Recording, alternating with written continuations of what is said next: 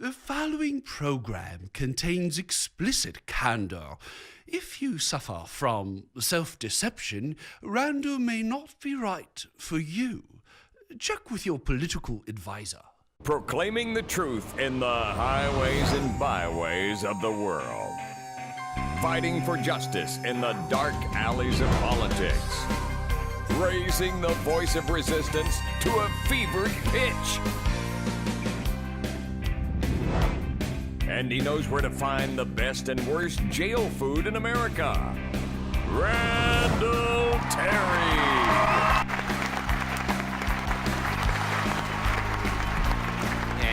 Listen, come with me. Check out what we've got for you today. I'm telling you, this is cool.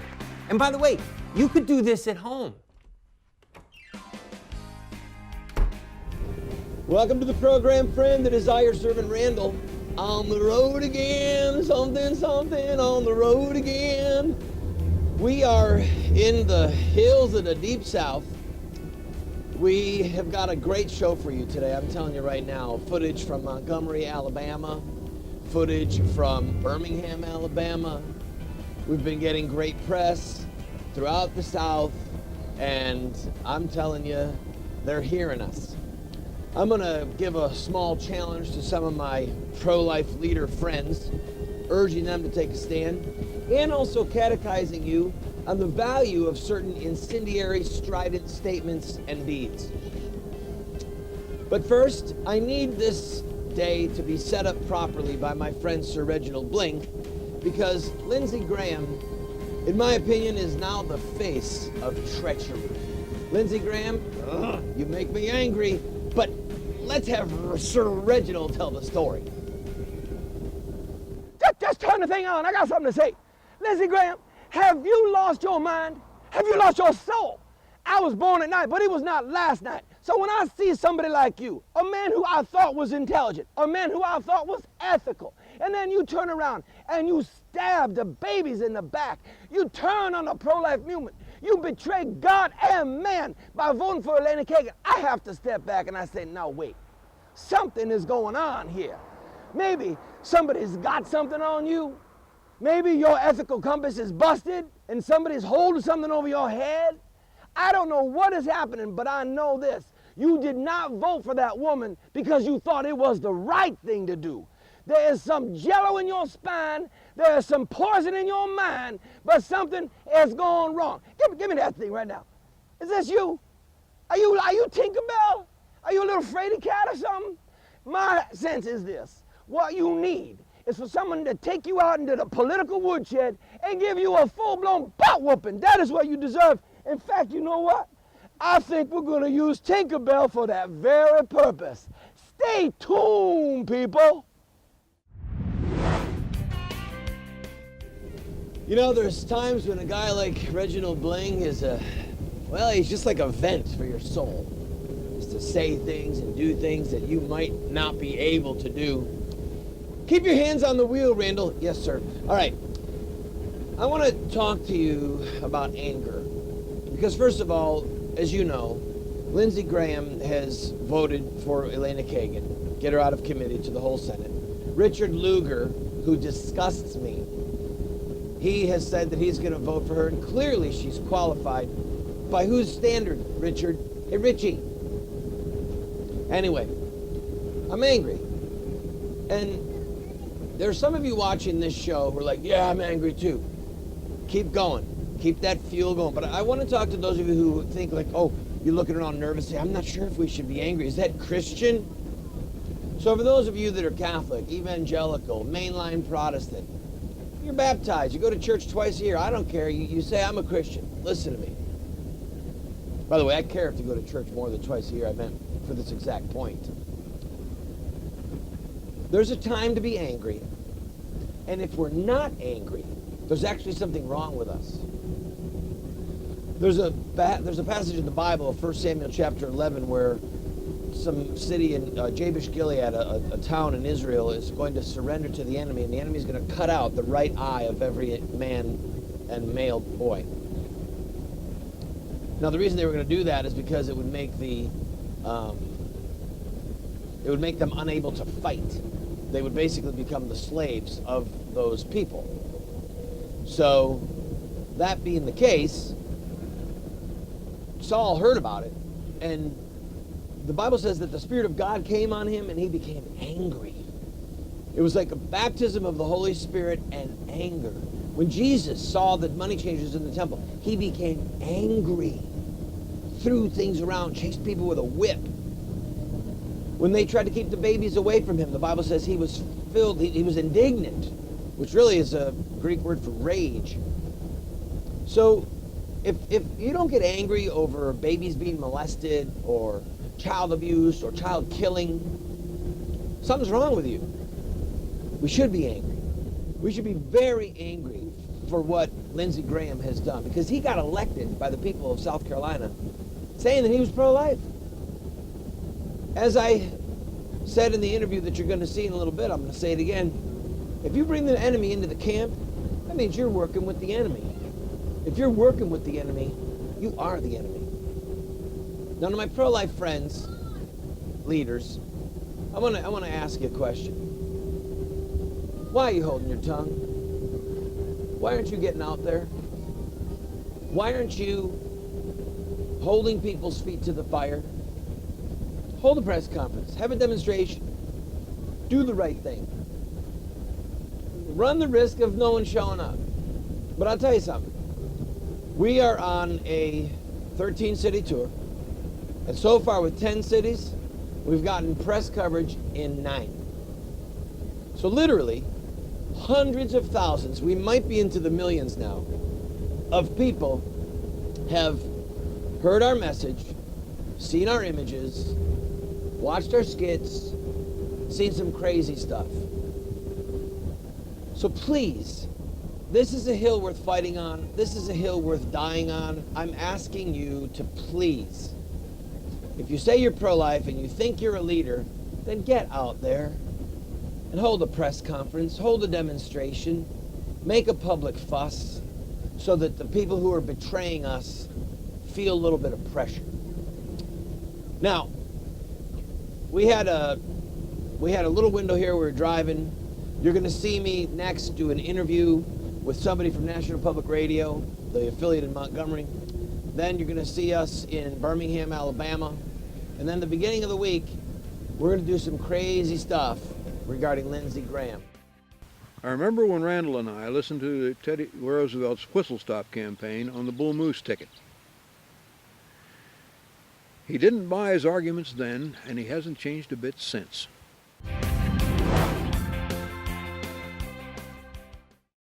Moments with Moses. I will devastate the land, so that your enemies who settle in it shall be astonished at it.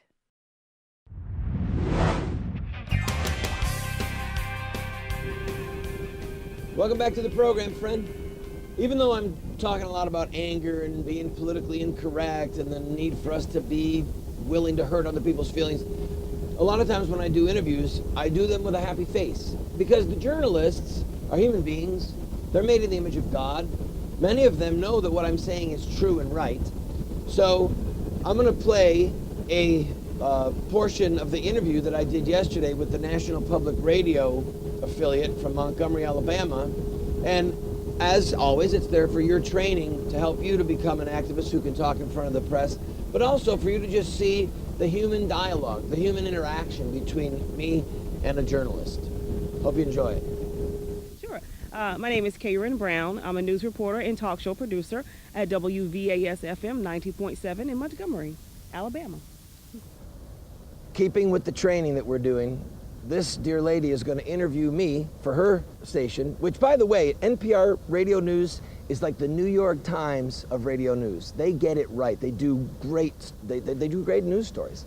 I know that a lot of you people, oh, they're too liberal. Listen, they do the job. They do 3-4 minute segments. It's good stuff. So go ahead. Now you can fry me. I won't, I promise. And I'm the chief cook and bottle washer. So what truth and justice do you want people to learn about? Senator Sessions ran as a pro-lifer. He has even said filibustering Kagan is an option. Well, it's time to use the option. Babies are literally torn out of their mother's wombs, thrown into dumpsters, thrown in landfills, unspeakable horror to women who have regrets.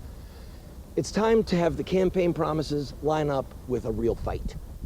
So whether it's Senator Sessions or Senator Graham or Senator McConnell, if the Republican Party would simply live up to its own platform and its own rhetoric, then it can keep Kagan off the court. And that is the mission. That is a moral imperative. It's the duty. Let the court sit at 8 members. Let the court sit at 8 members until President Obama gives us somebody who understands life and liberty, who understands the Declaration of Independence and constitutional rights, fundamental rights. We have a special surprise for Senator Graham, and let's just ruin the surprise and tell you now. We're either going to beat him in effigy, hang him in effigy, or burn him in effigy. We'll figure out between now and there, because the logistics of burning things or hitting things or making a piñata, but we'll get some piñatas, put his face on it, and follow in the footsteps of the patriots and the early Americans who did that kind of stuff regularly in political discourse. Have you seen the change that you've been looking for from these type of protests? Well, we peaked out in 91. We actually could have made child killing illegal in the early 90s, but we blinked, which is a long and sad story. But the trajectory of the pro-life movement right now is going down. Our political power is seeping away. And you can see it in that most pro-life groups are, number one, not calling for a filibuster, even though they know that they should. And number two, they're not holding Lindsey Graham accountable for his treachery for voting for Kagan, voting her out of committee. So we're becoming a toothless tiger, and it's an embarrassment.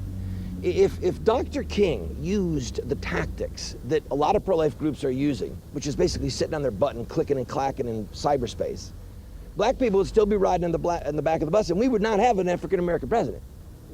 So if we are going to prevail against child killing, we have to learn from the social revolutions of the past, from the women's voting rights movement, from the fight to end child labor, from the civil rights movement. They said and did things that were over the top, incendiary, radical. We have to use their playbook if we're going to win. And right now, we've taken their playbook and we've thrown it in the garbage. Some would look at what you're doing and say, an effigy, oh, that's violent, that's really extreme. But then you're talking about Martin Luther King. So how do you connect the two in what you're doing? Well, if you look at the patriots in the 1760s and the 1770s, the Boston Tea Party, the fight against the Stamp Act, they hung people in effigy regularly. So it's a part of America's traditions as far as political conflict is concerned.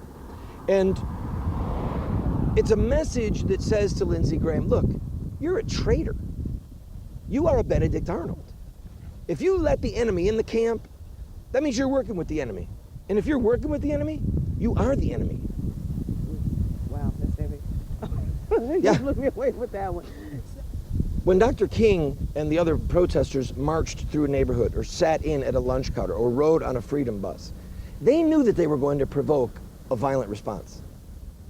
So even in their non-violence, they knew that there would be victimization, which caused crisis and tension. And guess what? People blamed them.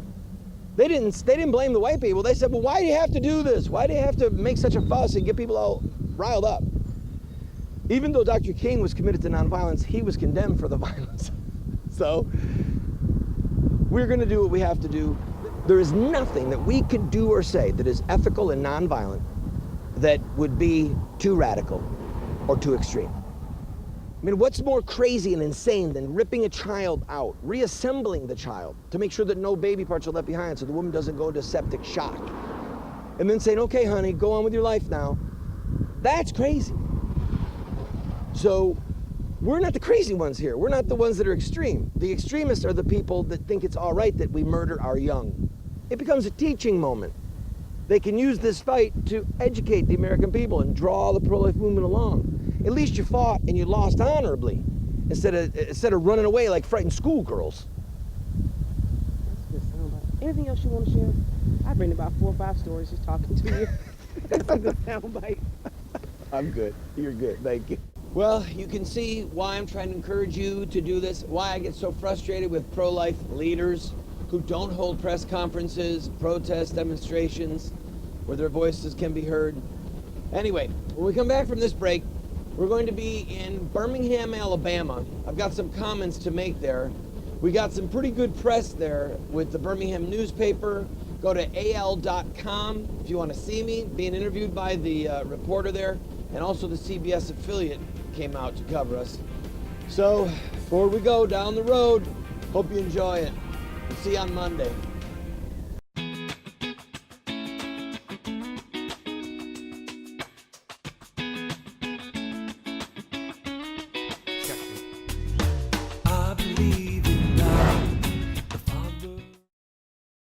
Don't try to be subtle or clever. Use a pile driver. Hit the point once, then come back and hit it a second time. A tremendous whack. Sir Winston Churchill. Well, we're here in Birmingham now. Just finished an interview with the local newspaper. I hope that comes out well. I'm going to announce some pretty fun things that we're going to do over the weekend for Lindsey Graham. We've been brainstorming as we've come along. But I want to ask you this before I tell you the news. If you had been around in the 1760s and the 1770s, would you have been a patriot? Would you have been involved in the protest against the tea tax? Would you have said that Samuel Adams and those people that were involved in the Boston Tea Party were good guys or bad guys? How about the Boston Massacre with the snow fight? How about Lexington? How about Concord? See, we look at these people romantically, but we have forgotten what they stood for. We forgot the cost they paid. We forgot the actions that they took, how radical they were, how controversial they were. My fear is that the teachings in our high schools and our colleges about political correctness, relativism, that all ideas are equal. You have your opinion, I have mine. You have your truth, I have mine. No, that's not true. There is truth that comes from God that's always true. Thou shalt not murder is always true. You shall not steal, always true. You shall not commit adultery, always true. You shall not covet, always true. So, as I was saying, this relativism, politically correct training, diversity training, tolerance training, it's made us a nation of wussies, a nation of chickens. We've got to learn to fight again. And so, part of what the patriots who started this country did was they used very controversial tactics, high drama. The Boston Tea Party, obviously, they tarred and feathered people. We're not going to do that. It could hurt somebody. But they would hang people in effigy.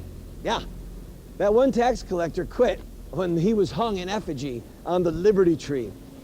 So I say this because we want to look at our American founders as great heroes, but then when people like us adopt even 1/10 of their passion and use just a fragment of their tactics, we're not heroes, we're radicals.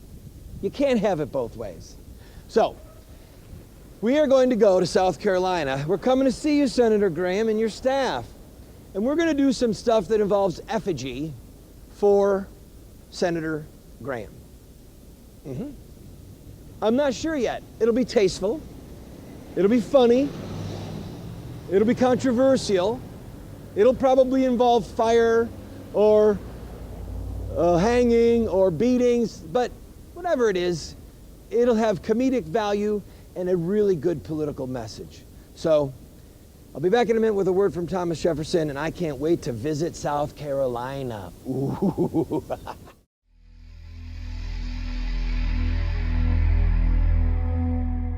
If the Lord had not been my help, my soul would soon have dwelt in the land of silence.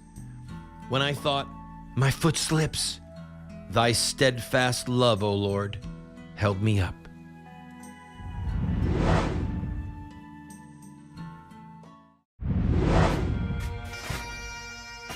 Thomas Jefferson said, an injured friend is the bitterest of foes. We have been betrayed by Lindsey Graham. We continue to be betrayed by other so-called pro-lifers. We are the injured friends. And with the exception that we don't want to become bitter internally, we should become the foes of these men. As I said earlier, if someone helps the enemy get into the camp, well, then they're aiding the enemy. And if they aid the enemy, they have become the enemy. It is time for us to become the bitter foes. You've heard the phrase, God may forgive you, but I won't.